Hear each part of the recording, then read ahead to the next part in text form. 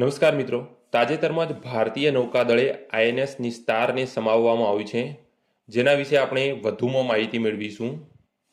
તો મિત્રો, આઈએનએસ નિસ્તાર એ પ્રથમ સ્વદેશી રીતે ડિઝાઇન અને નિર્માણ કરાયેલ ડાઇવિંગ સપોર્ટ વેસલ એટલે કે ડીએસવી જહાજ છે.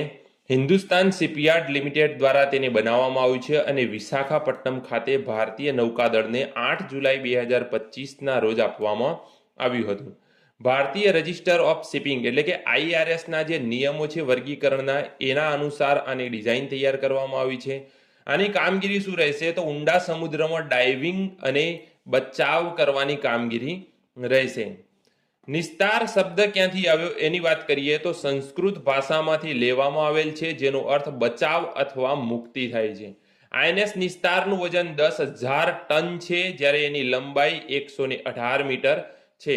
300 મીટર ઊંડાઈ સુધી ડીપ સી સેચ્યુરેશન ડાઇવિંગ કરવાની ક્ષમતા ધરાવે છે.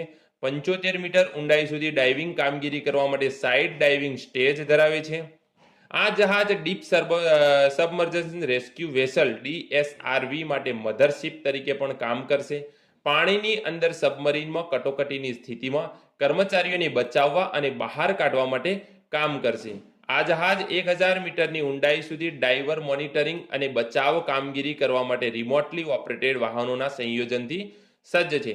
તો મિત્રો, આ હતી આઈએનએસ નિસ્તાર વિશેની માહિતી. આવા જ વિડીયો જોવા માટે ગુજરાતી પોસ્ટને સબસ્ક્રાઇબ કરો, લાઇક કરો, શેર કરો અને કમેન્ટ કરો.